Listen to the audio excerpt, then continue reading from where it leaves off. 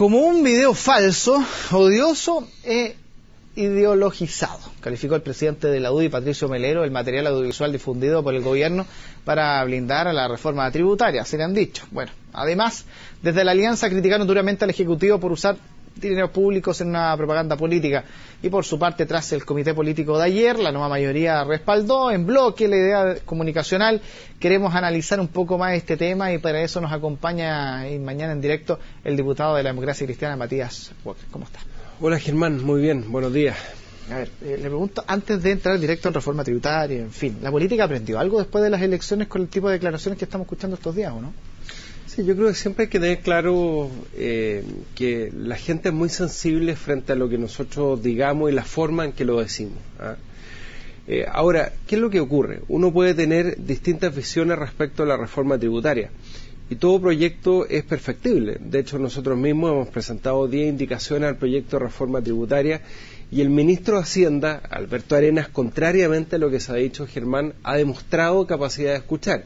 Ya ha ingresado 6 indicaciones sustitutivas. El tema de los combustibles, el tema de los alcoholes, la facultad del servicio de impuestos internos, el crédito del IVA, que tanto se dice que va a afectar a las viviendas de clase media. Por lo tanto, hay un ministro con capacidad de escuchar. ¿Qué es lo que ocurre? Que ha habido una campaña de desinformación y de desprestigio al proyecto de la reforma tributaria.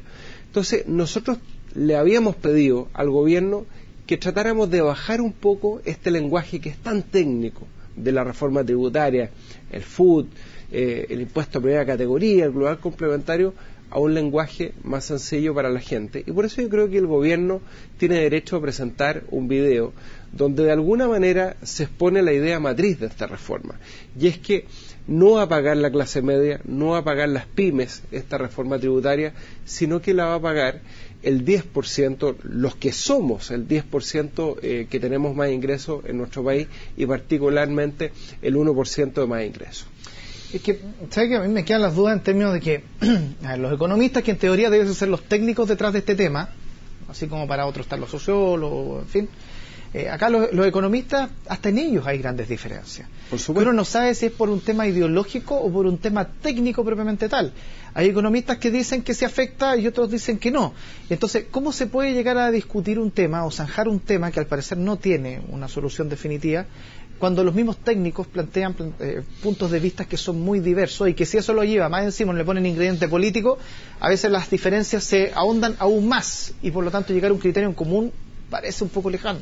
Tienes razón, Germán, pero mira, si uno escucha, por ejemplo, a economistas como Eduardo Engel, que es doctor en economía del MIT, una persona que no es militante de los partidos de la nueva mayoría, que ha sido uno de los grandes defensores de esta reforma, él ha de alguna manera ratificado las cifras que ha entregado el gobierno. ¿Qué es lo que ha dicho el gobierno?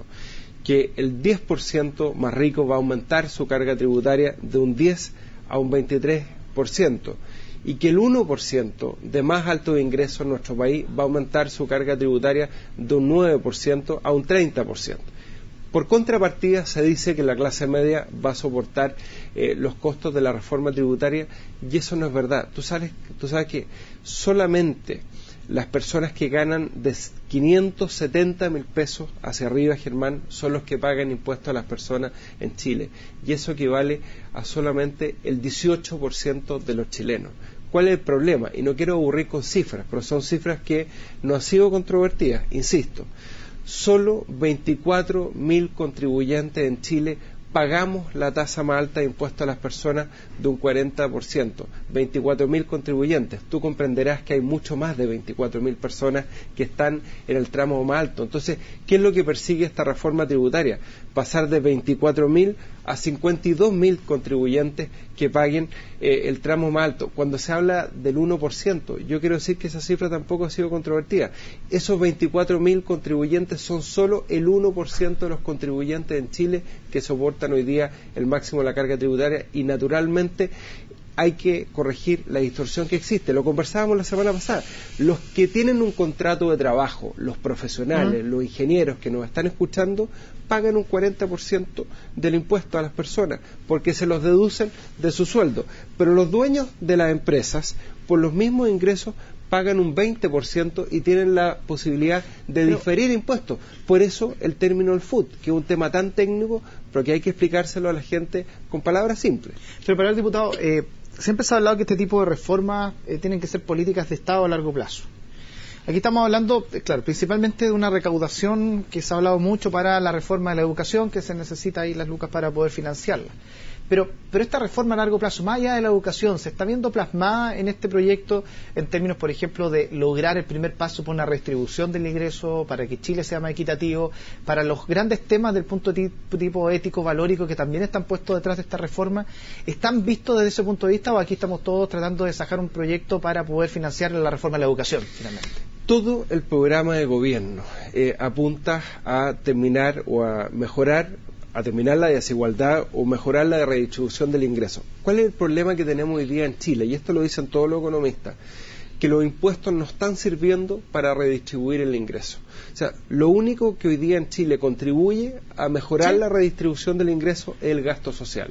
Y nosotros queremos que después de esta reforma tributaria, como el mayor esfuerzo lo va a soportar el 10% de más alto ingreso y particularmente el 1% de más alto ingreso, a quienes les estamos pidiendo que contribuyan a un desarrollo sustentable del país con mejor capital humano, lo que tiene por objeto finalmente no solamente los 5.000 millones de dólares para la reforma educacional, sino también para una mejor salud pública. Pero esto obliga, diputado, un segundo para paso una reforma futuro, previsional. Pero obliga un segundo paso más allá de esta reforma tributaria para poder zanjar temas de redistribución de ingresos, de equidad, que es principalmente uno de los temas que más se ponen sobre la mesa a nivel social. Por supuesto, el objetivo del proyecto es que el índice Gini, que mide el nivel de redistribución del ingreso, pueda mejorar después de la reforma. Por ejemplo, para fortalecer la salud pública. La deuda hospitalaria durante el gobierno del presidente Piñera creció al doble. Todos hemos visto lo que ha pasado con el hospital de Puente Alto, con el hospital de Ovalle, que se dijo que se iba a construir en 4 años y no ha pasado nada,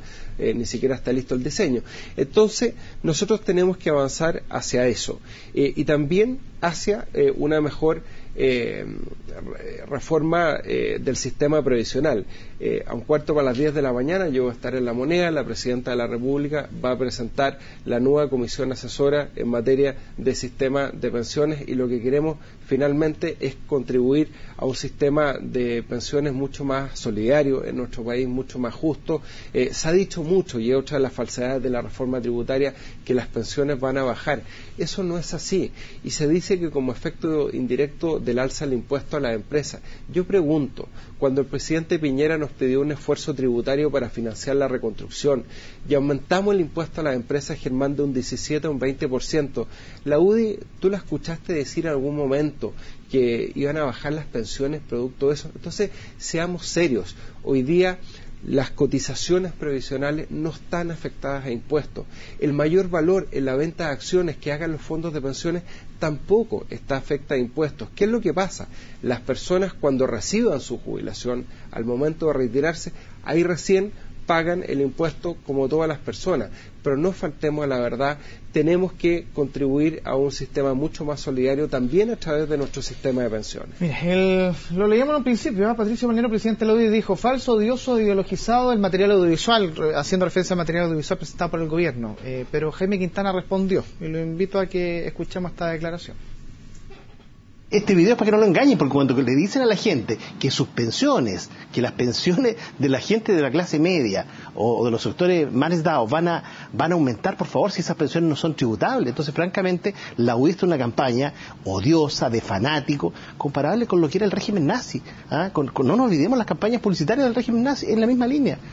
Pero no un poquito exagerado, si no dicen que se compara el régimen nazi, estamos hablando de campaña de genocidio, de racismo. No, yo no le he imputado nada a nadie. ¿Ya? Yo estoy hablando que aquí hay un fanatismo de parte de la UDI, que lo que se expresa en estas declaraciones de tratar de ignorante a una ministra, de cerrar filas, y digo en la UDI, de cerrar filas con esta defensa a la desigualdad brutal que tenemos en Chile hoy día, y separo respecto a la derecha, porque yo no me imagino a la senadora Lili Pérez en esta campaña del terror que la UDI en el día 1 ha impulsado. Pero ¿cuál es el punto de comparación que usted establece entre la UDI y un régimen nazi? El régimen nazi es cosa de mirar.